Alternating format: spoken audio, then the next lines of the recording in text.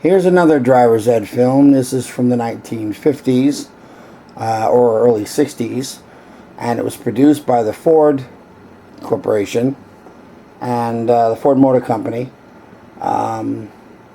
This has to do with driving under special conditions. Hope you enjoy it.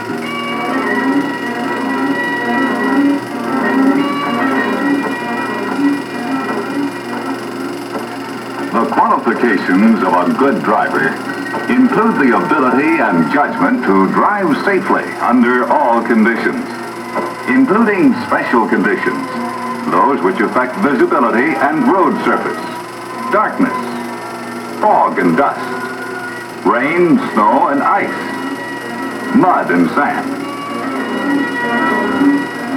Even when the weather is clear and the road surface is dry and firm, driving demands skill.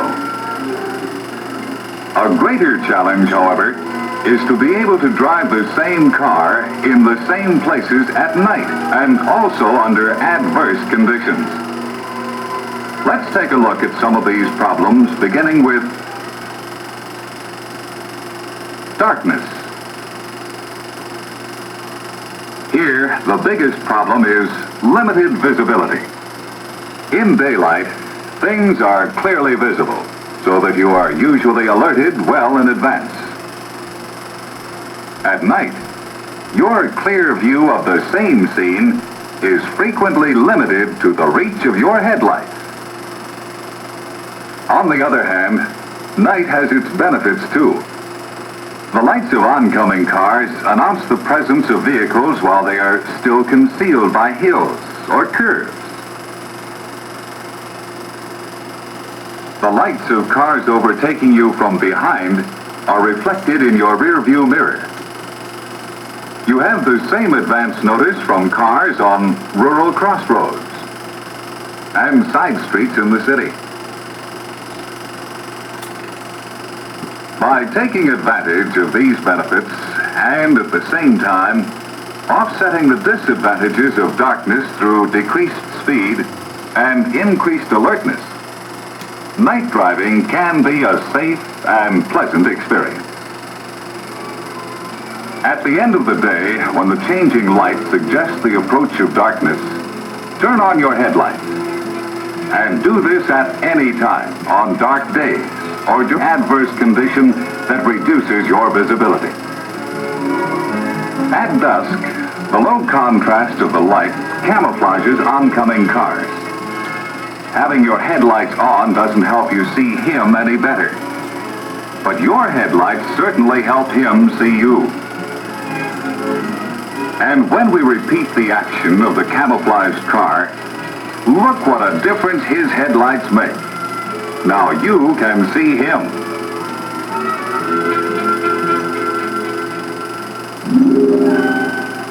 A basic rule of night driving is this: don't overdrive your headlights. With your lights on high beam, you can see this far. But what about your speed? Just beyond the rise, a motorist is fixing a tire much too close to the road. And suddenly you see him. You sound your horn and blend left to give him ample clearance. This was safe. But if another car had been over here, you would have been in trouble because you were overdriving your headlights. How can a driver tell what speed to drive to stay within the range of his lights? There is no pat answer to this question because conditions can vary in so many ways. The range of most modern brights on a clear night on a straight and level stretch is approximately 300 feet. Sight distance is reduced with low beams. If your lights are dirty, the sight distance is even less.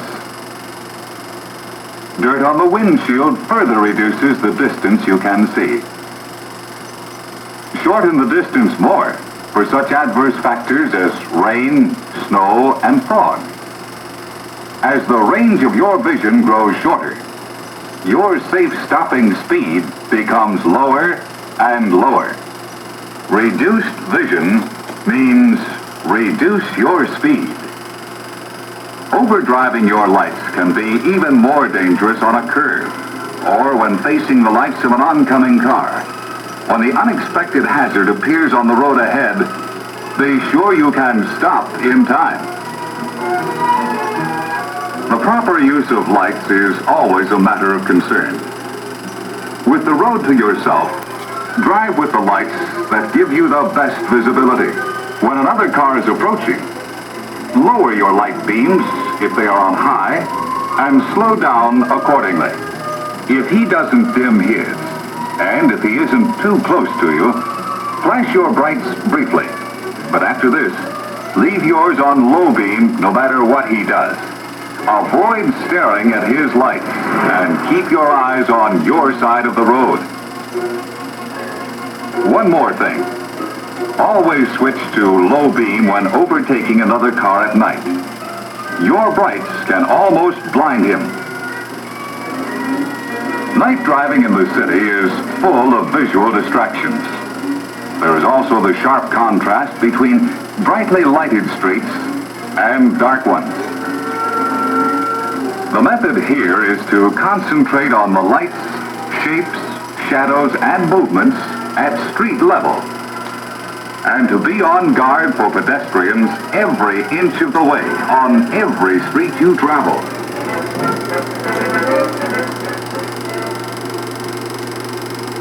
Because alertness in night driving is a serious responsibility,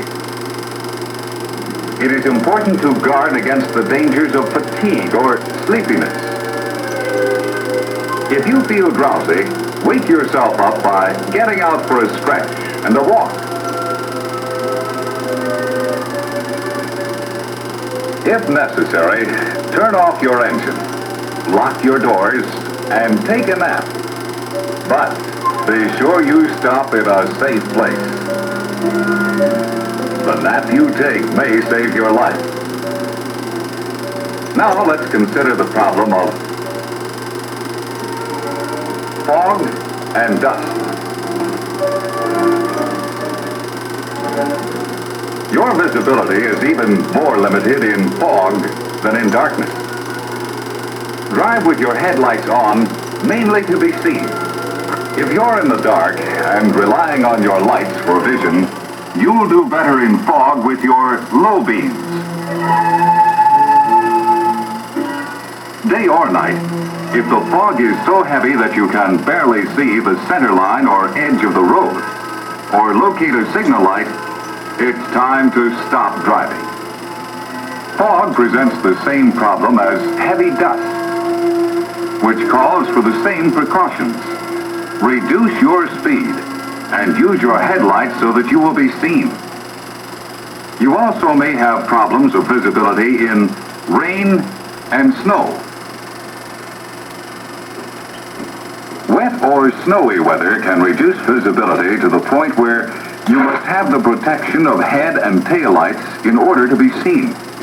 Regardless of the hour of the day, if you need them, use them. A good driving habit is to be fussy about having clean windows, mirrors, headlights, and taillights at all times. You also need windshield wipers and washers in good operating condition, and the same thing applies to your defrosters. Like other safety equipment on your car, they deserve faithful maintenance. This, of course, is something we should take care of in dry weather. Sometimes the rain is so heavy, the only sensible thing to do is to stop driving till the rain lets up. Mud, snow, and slush can be removed from part of the windshield by washers and wipers, but some areas remain obscured. It's a nuisance, but if you have to get out every block to clean windows and light lenses, it's better than having an accident. Poor visibility is often accompanied by slippery road conditions. The following screen action has been shot at an automobile proving ground because some of the demonstrations are too dangerous to film on a public road, even with police protection. The car is driven by a test driver, but let's assume that it's you.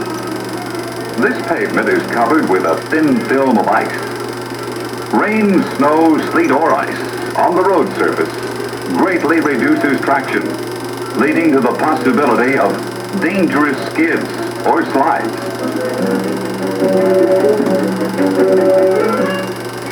Good drivers rarely have skids because they slow down to avoid them. If you feel any tendency to skid, slow down and continue slowing down until the skid tendency is gone. When you are driving at a slow speed on a wet road, others may pass you, but don't let them tempt you. They won't get there much sooner than you will, and maybe not at all.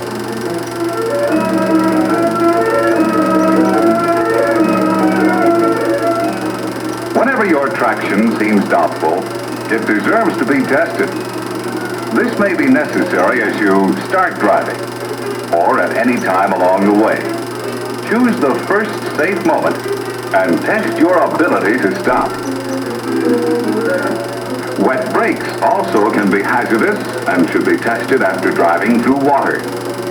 Repeat these brake and traction tests as often as conditions require. Now, back to the proving ground. You avoid skids by being careful that any change in speed or direction is done in a most gradual manner. If your car begins to skid, you may be able to maneuver out of it, provided you don't lose your head, and provided you know what to do. As the skid starts, ease up on the gas. Do not take your foot off the pedal suddenly. Steer gently into the direction in which the car is sliding. As traction is regained, steer gently back toward the center of the lane and add some power to quicken the recovery. Let's add one key point.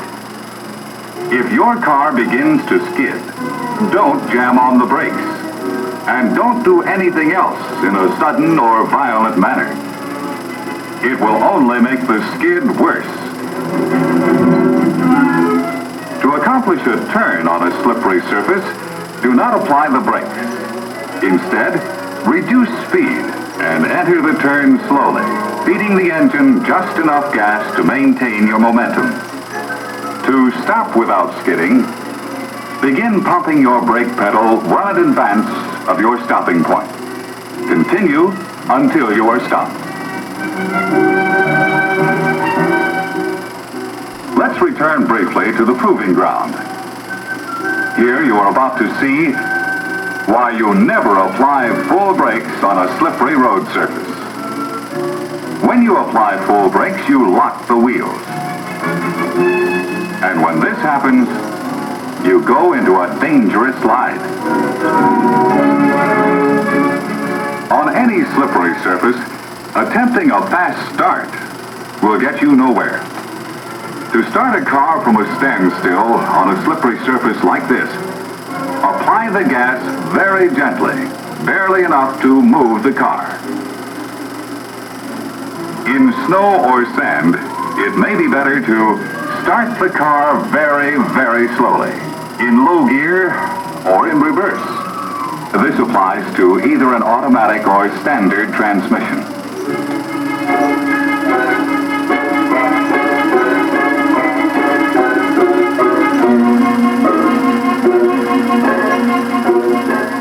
When driving into mud, sand, or heavy slush, the vital thing is to keep moving. Maintain your momentum because once you're stopped, you may be stuck.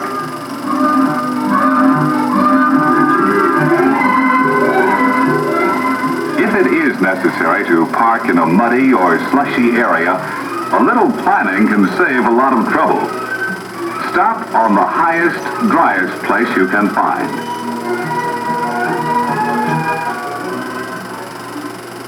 Sooner or later, everyone gets stuck in snow, mud, or sand. It is usually only a momentary problem for drivers who know what to do about it. The main thing not to do is to spin your wheels. They will only dig in deeper. First, try rolling forward very slowly. If this doesn't work, try backing up very slowly. If this doesn't get you out, try rocking the car until it enables you to roll free. First, be sure the front wheels are straight. Put the car in gear and start forward. As soon as it moves forward, put it into reverse and rock backward. Immediately shift forward. Continue the process until the car rocks free.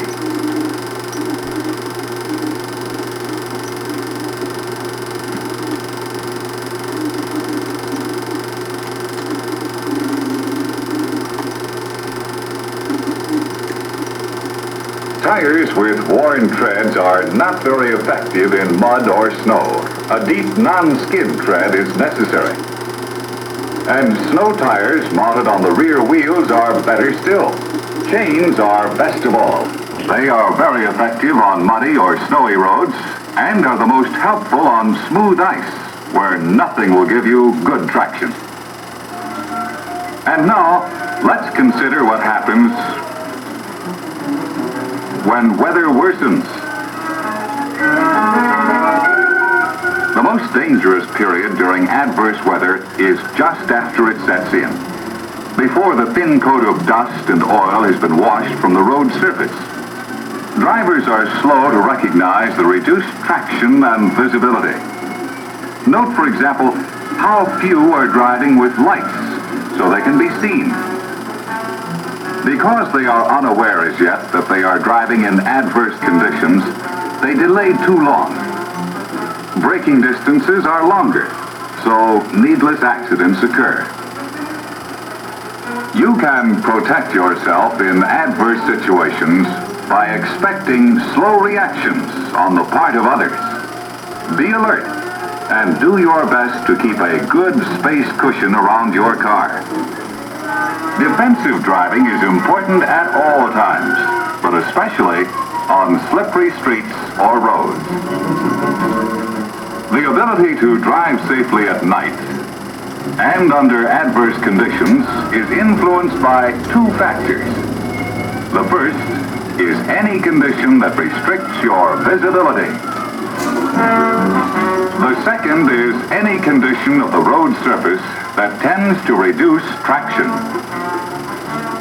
These conditions automatically cause you to be concerned with how far you can see and how soon you can stop. Maintain your visibility with every means at your command and reduce speed so that you can always stop within the range of your vision.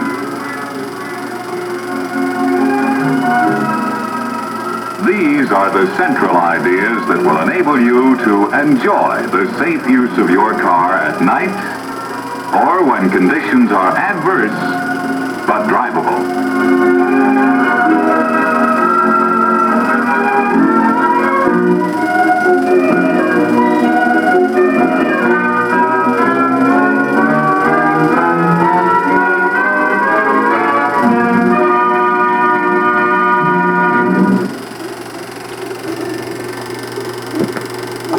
enjoyed it.